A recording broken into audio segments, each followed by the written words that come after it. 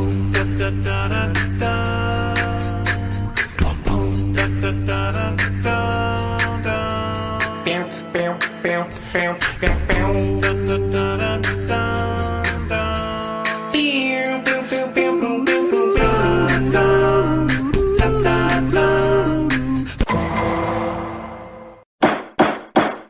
to Rap in Order, the interrogation of a hip-hop album, where we take some of the culture's most beloved hip-hop albums, put them on the stand, see if they stood the test of time.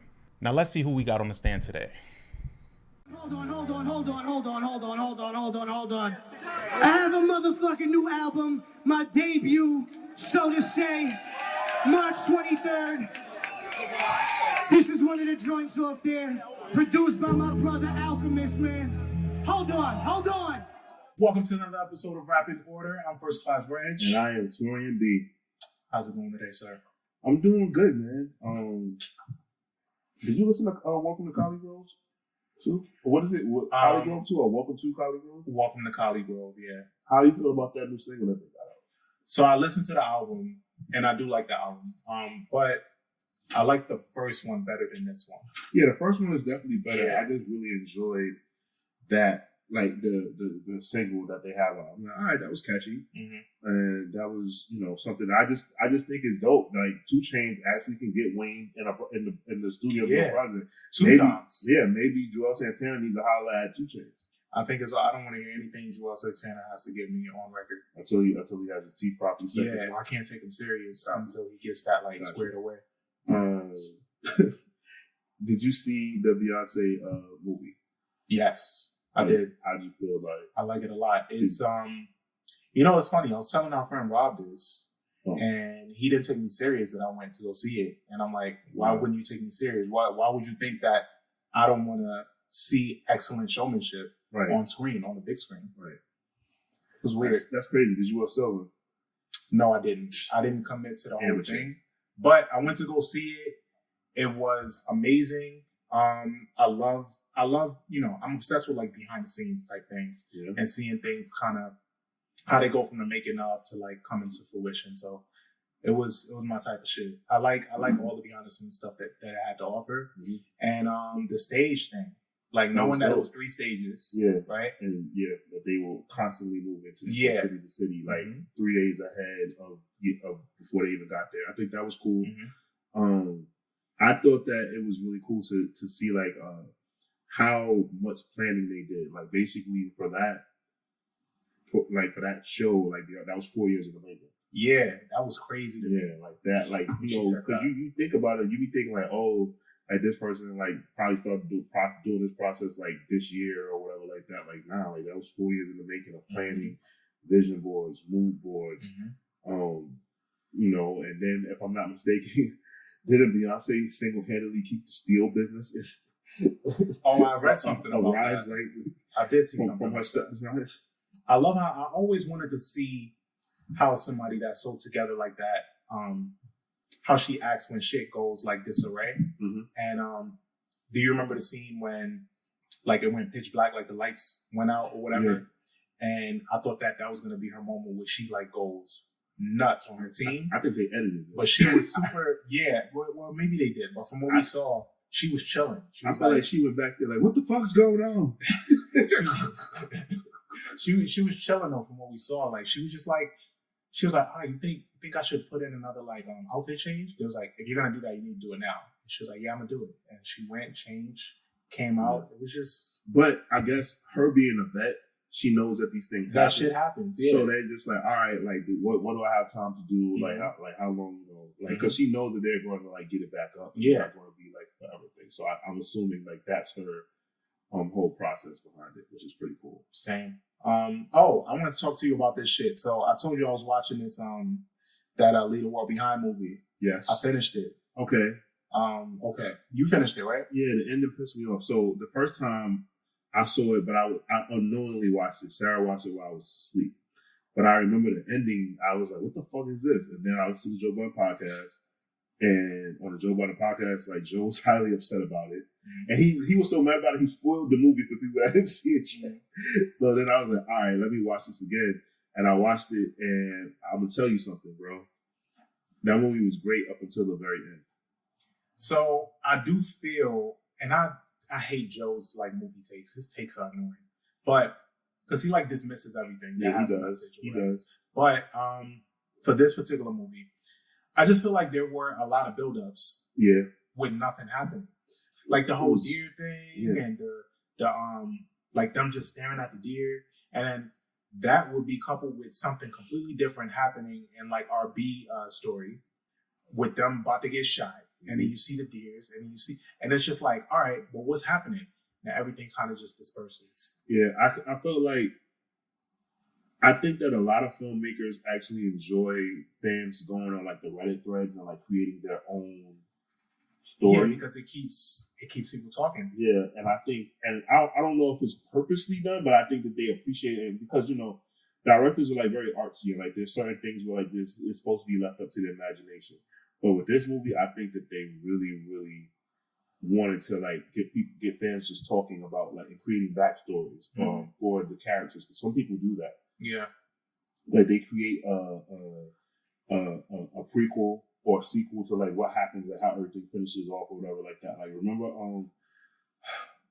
this movie, it was a bad robot movie, but I can't think of the name right now. So I can't think of the name of the movie right now, but it was like one of those end of the world movies back in the 2000s that came out. It was something like Richfield, something Field. Can't think. It's not coming to me right now. You know who's in it? It was like nobody's, but J.J. Abrams did it, but I can't think of the name right now. But it's one of those movies. Something Field. I just can't. Cloverfield. Oh, Cloverfield. Okay. Oh, I'm so glad I got it. Yeah, remember Cloverfield? Yeah. And like how people were like, "Oh, this is." I forgot. People were alluding that this was the prequel to another movie or like something other. Like it was like it lived in the same universe as other movies and shit. There's a lot of different theories. So I think that like that's something that like filmmakers like enjoy.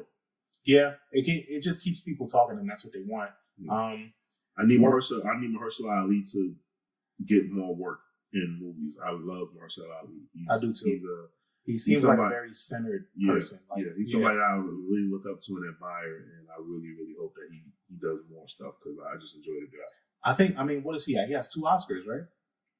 Yeah, he does. Yeah, he has 2. Yeah. I feel like it's for his taking. But he doesn't have a main actor though. For both of them, it's supporting actor. Mm-hmm. I mean, so he needs 2. He does. But you would think that, right? But winning the main actor is like the one because like Denzel had the supporting actor, but people acted like he didn't win the Oscar. So that's true. Because he had one for Glory. Yeah. So it's because I was like, well, he hasn't. They were like, he don't got the Oscar. So. Mm-hmm. Yeah, that makes sense. You had any theory about the ending? Because for people that have seen it, like spoiler alert. Yeah, spoiler alert. People that haven't seen it, the end of it, we go through this whole movie with this little girl that's in the family named Rose. She's like obsessed with Friends. Mm-hmm. It's like her shit. And in the middle of the movie, she's talking to her brother, and he's like, "Why the fuck do you like this show so much?" And she's like, "Oh, because it's like they just make me happy." And he's like, "Yeah, but it's not real. Like it's not, Mm-hmm. But what do you think the ending means? Because at the end, she finally watches the full end of the episode. Because the whole thing, she can't watch it because Wi-Fi's down, all this shit. Mm-hmm. Can't have access to it. But she finally sees how it ends.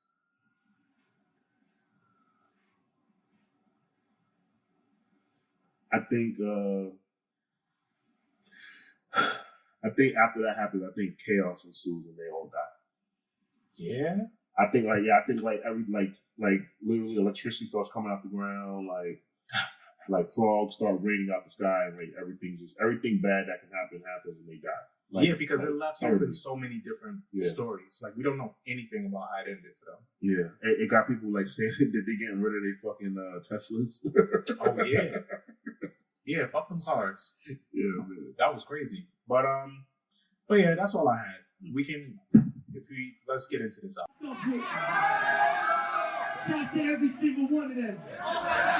You know me, Big Body, a.k.a. Ronaldo Rodriguez. Uptown boogie down body. Box cutter body. DFY body. Bad bitch body.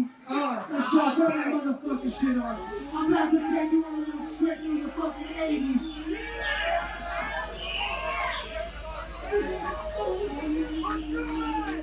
All right, cool. Let's do it.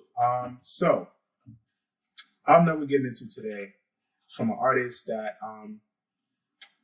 I've been lucky enough to see live on multiple occasions. This guy gives it his all every time he's on the stage. And when he was a lot heavier too, he was still doing shit.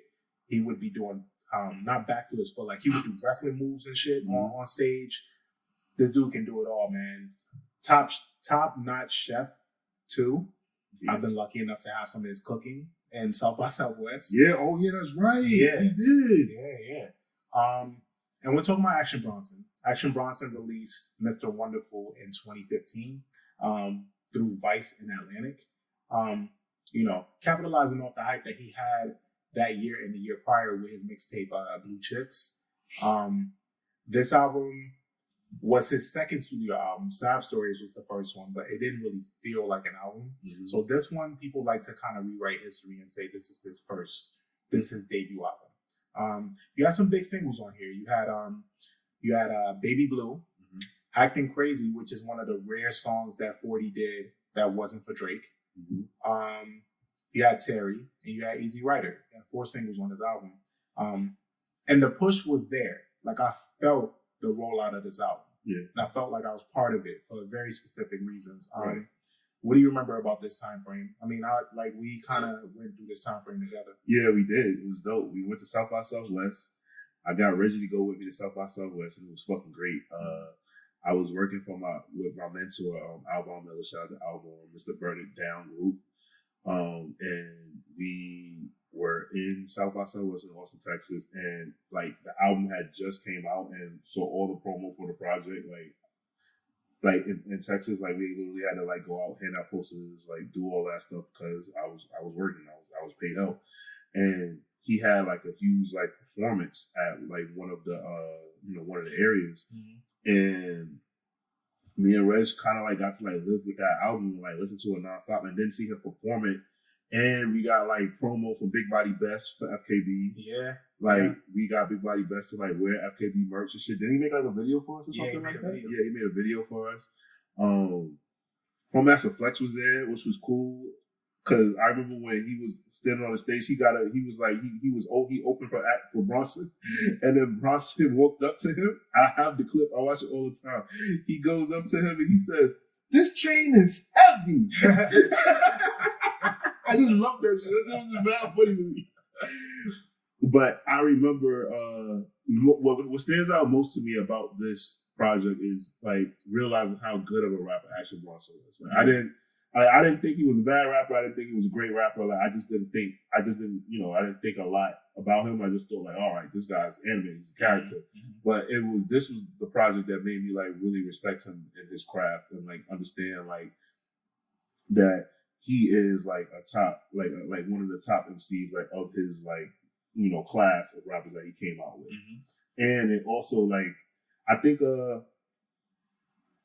maybe I'm wrong, but like this was like the first time I was like, oh shit, cause I thought before this, I want to say like to me like Alchemist always just worked. Like I was all right. I know he did stuff with like the Locks and Jadakiss and with Prodigy, but like I was like, oh shit, like he works with like other people. So like Static, Selector, and Alchemist stood out a lot to me because like their production was so prominent on this album. Yeah. Like they kind of like it was Static, Selector, Alchemist, and what's the name of the Party Supplies? Yeah, Party Supplies.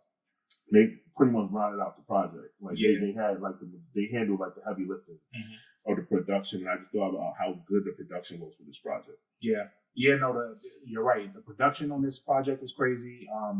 88 Keys also has production on here for like one song, and Mark Ronson as well. But I got a bone to pick with Mark Ronson. Well, what do you do? I feel like Mark Ronson, like he got a lot of attention off of coming out through hip hop, but then as soon as like he like kind of crossed over and like got other attention elsewhere, he abandoned hip hop. Like things just like it just was weird. Like him and his sister. Oh yeah. She used to be outside. Samantha Ronson. Yeah, it was because they're twins. It's two of them. I forgot the other one's name, but I know Samantha. Wasn't she like dating Lindsay Lohan at one point? Something like that. Yeah. Yeah, she was outside. Yeah, man. It was two of them. Well, I think one was signed to Rockefeller. She was like a model for Rockefeller, I think. Dame signed it. Yeah, that's crazy. Wow, I forgot about that. But yeah, I feel like Mark Ronson, like he, like remember he signed Wale, like he was working with Amy Winehouse, but like, I feel like he was like he belonged, he was with us, and then he wasn't with us no more. Yeah, so all of them just do little bids and then they be out. It's like, all right, money's dried up. I'm going somewhere else. But the production that he did on the album was great. Yes, it was. And I think great production has a lot to do with Bronson's story, like, and how he comes across in his music. A lot of times he just be saying shit. Like, he's not saying nothing. He's not saying nothing that profound. Like, he's great, but you know how, like, you can listen to Nutmeg from Ghostface? Yeah. And he's not saying nothing on Nutmeg, but it sounds amazing. Uh-huh. Bronson pretty much modeled his whole career off of Nutmeg. You're going to get in trouble for that. But I will say this. You can tell that Action Bronson loved to read out loud in school. He talks very well. So, like, because what he does well is, like, on, what song is it on the album where he's sitting on a plane and basically, he basically describes a light in the attic. He basically just raps about, like, he's literally rapping about where he's at. He's on a plane flying first class and he's thinking about, like, what if I die? How people remember me? Like, what, you know what I'm saying? Like, yeah. And like, you could tell, like, he's just one of those people that, like, he's so well spoken and such, like, a good conversation of a guy that's how he's able to rap and communicate. And some people can't do that. So that means, like, to me, that's impressive because he can get in the booth anytime and just do whatever. And I've been saying this forever. Like, I'll never forget the first time I saw Bronson. It was like, it had to be maybe 20, yeah, I don't even remember what year that was. It had to be maybe 2013. Yeah, it was 2013. I saw Bronson at House of Vans in Brooklyn. Complex had a thing there, and they had. I'm trying to think. I'm not sure if you were, but I know we went to a House of Vans. Yeah. So, like, if you did go with me, you remember, like, when you walk in, there was two stages.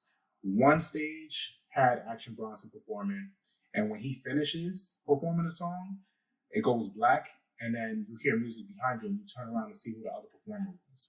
And that's how that night was. Because there was two stages. Lights will go out, you turn around, oh shit, Danny Brown's performing.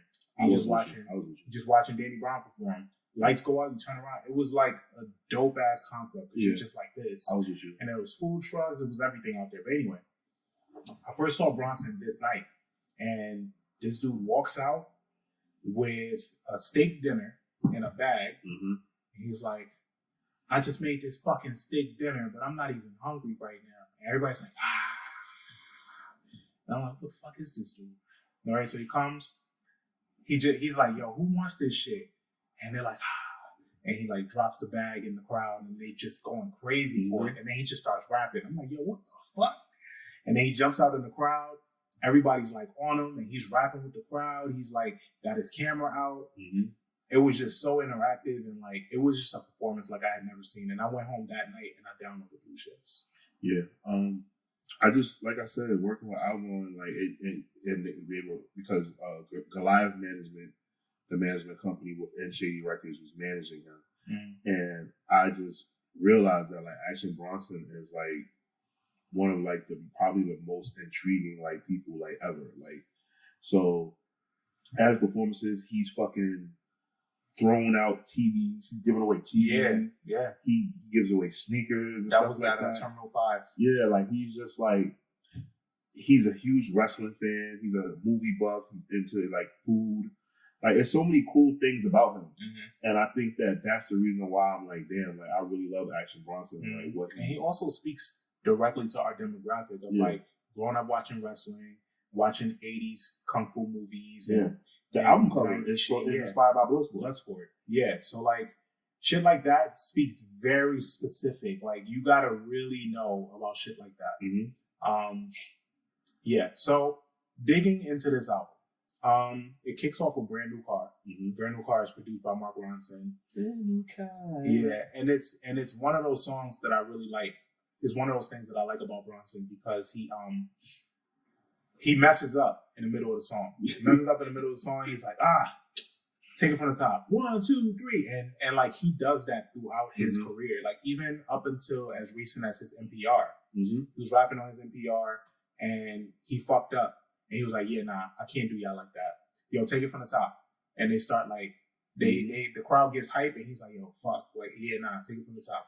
And he does it over. Even at the end of this song, he fucked up and he was like, what the fuck? I'm embarrassed with myself. I'm embarrassed, yeah. Like I think it's funny because I'm like, yo, is this like acting? Is this a part of it? But it's really cool, right? And another thing I say, at South by Southwest, like I have the footage. His breath control, like he raps live. He doesn't let like a track play. Like he raps live. No backtrack. He raps so well and hits every word for a man his size that smokes as much weed as he does and eats as much as he does. His breath control, pause, is insane. Pause. Yes, it is. And he's a bigger guy, but his like the way he leans into that shit is crazy. So Brand New Car takes us into The Rising with Big Body Bez. Produced by Static Selector. Top 5 shit talking. Man, Big Body Bez, yo. I would take a whole album of him just shit talk. I think that was the plan at one point. Yeah. Was for him to do something like that, but he never dropped it. Yeah, man. Like I just like Big Body Bez is just one of those like he's because there are what are they? They're Armenian. Like Big Body Bez is just one of those white guys. Albanian. Not Armenian. Albanian people are like those white people that like I feel like black people don't fuck with. Like they don't call them crackers. Like they don't like they just leave them be. Yeah, man. Like they just come from a certain part of the world where like they eat humans. I feel like and shit like that. Like, humans. He said, don't fuck with Albanians, bro. He said, I get fly to fight. Yeah. Come on. I get fly to fight. I get fresh to fight. Just caught a new fucking case, but it's all right though. I got this stupid motherfucking lawyer. He told me, don't ever worry about that shit, body. I'll make that go away. Now, what's for lunch? I told him, don't worry. I got the hookup. Anything you want. Crown fried on me. 1 through 6 only. Yo, Big Body. Oh, is man. that the one where he was like, yo, you the type to go to jail and be crying, selling like a dime bag of weed or some shit like that? He says. Nah, I think that's later on. Okay, that's later on in the album. Yo, son, you know, you might see my face stamped on a bag of dope.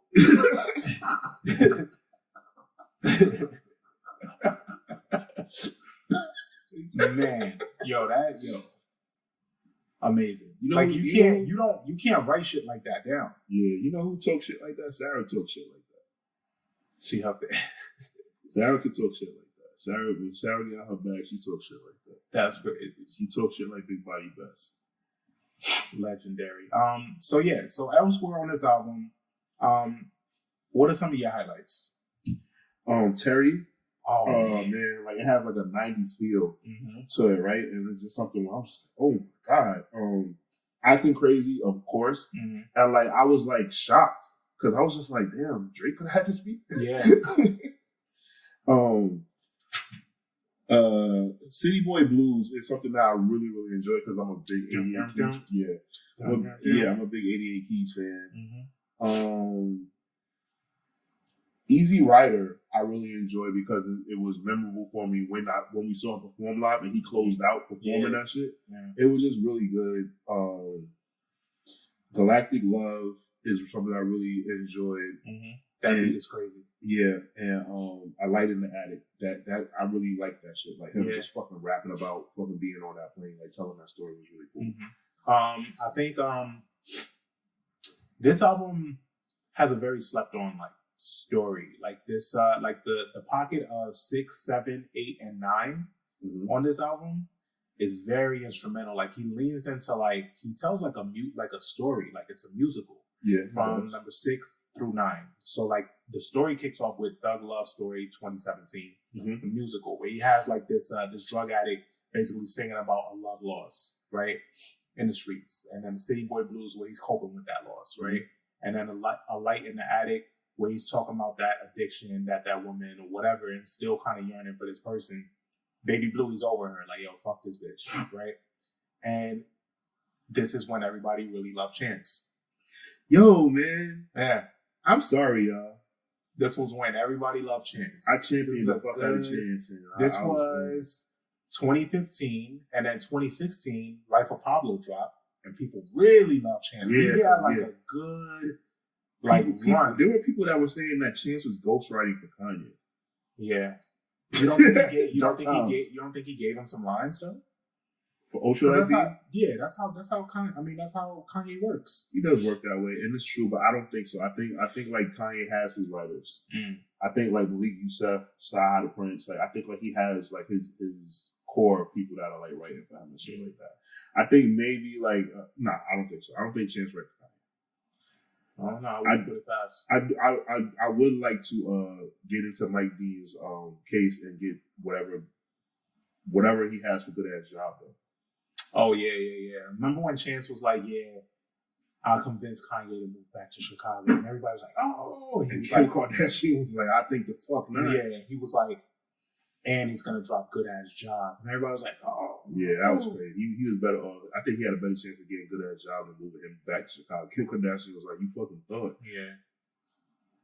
Kim not moving to Chicago. Imagine Kim Kardashian living in Chicago. Never. Bruh.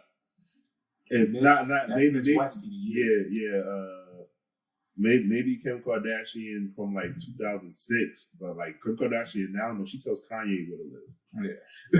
Ain't no way she's living in Chicago. Right.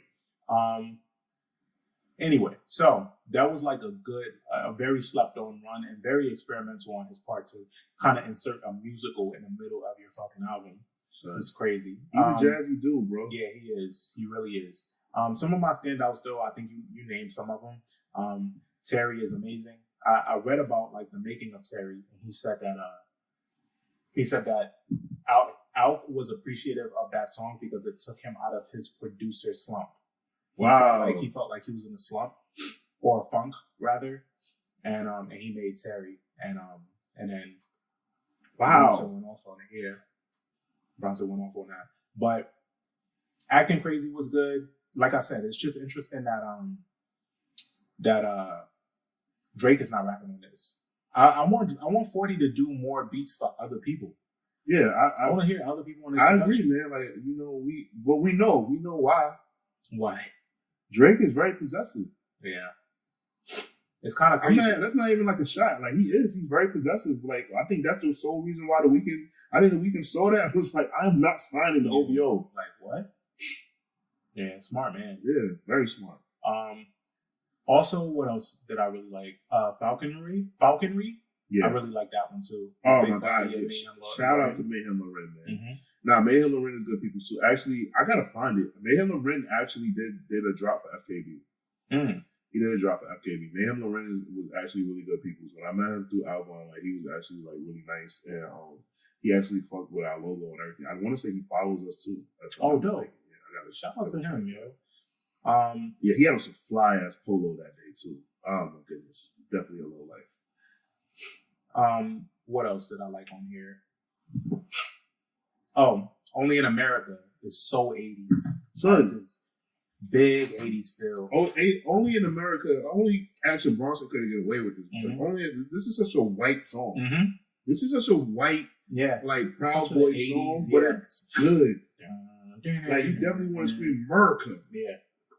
It really is, but it has like this swag to it. Like he swagged it out. Yeah, he did. It was like on some cool like biker shit. Mm-hmm. Like you know what I'm saying?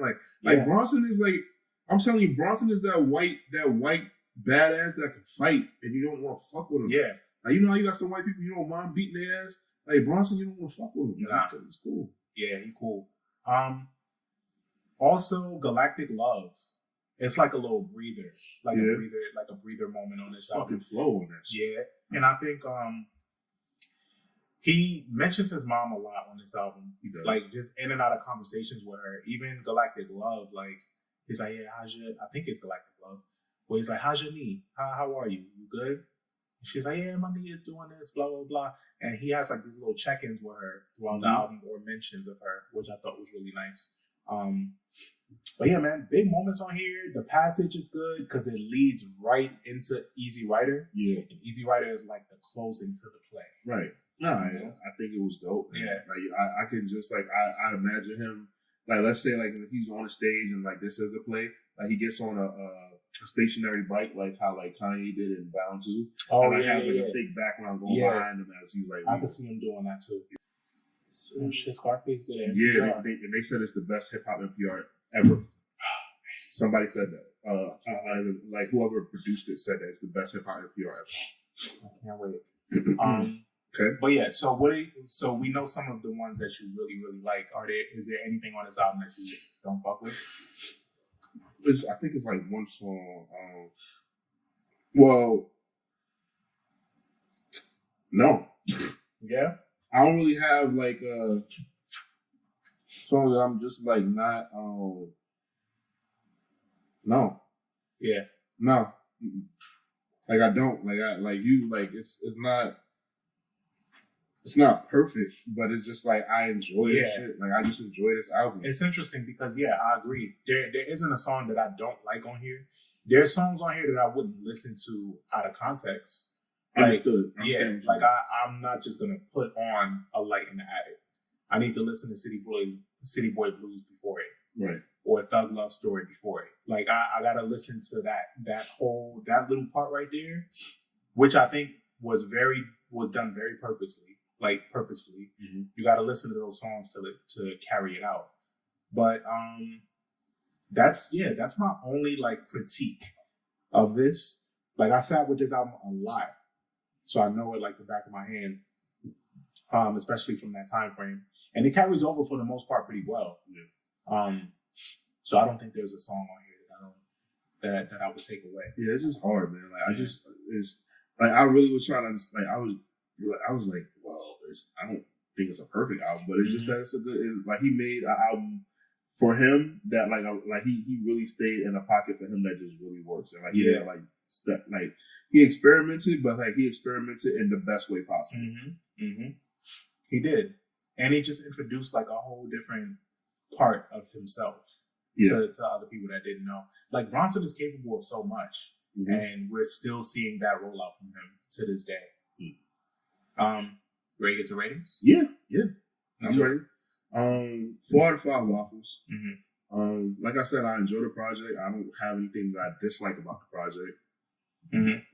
It's a good rap album. Yeah, especially in 2015. Yeah, exactly. I actually agree with that rating. I'm gonna give it a 4 out of 5. I think Bronson is just one of my favorite people, man. Like from a rapping perspective, from a media perspective, like he has his cooking show. He could be a fucking wrestler if he wanted to.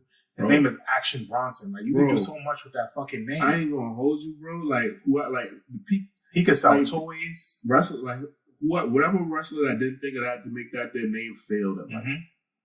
He could sell, bro. He could sell action figures. Yeah, he could sell action figures easily. Done that yet, bro. Yeah, he has like a cooking show. He had a show where he would just get high, watch TV, and react with his homies. Yeah. Yeah, man, he's doing it all. I think he has like he has his own wine or something coming out. He does. Yeah, man, he's built on like he kind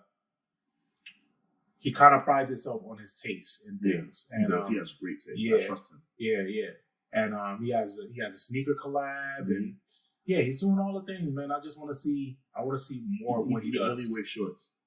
Yeah, he does. He lost a hell of a lot of weight. Yeah, I'll be honest with you. When I met Action Bronson, I didn't realize he was going to be like the height that he was. I was very surprised. Remember we saw him at Dame Dash? The gallery. At the Dame Dash. Yeah, Dame's gallery. Yeah. That's where we met him at. Mm-hmm. But yeah, man. I like Bronson is one of those people that it feels a lot better to get into his music from the time that it came to fruition. Yeah. Like when you go to visit it for the first time, it's hard to pinpoint what album to give somebody when you're introducing them to him because I don't know. It's just his catalog is like not all over the place, but it's hard to pinpoint what to give somebody. Yeah, well, for me personally, I usually say Blue Chip 7000, or I say this project. Okay.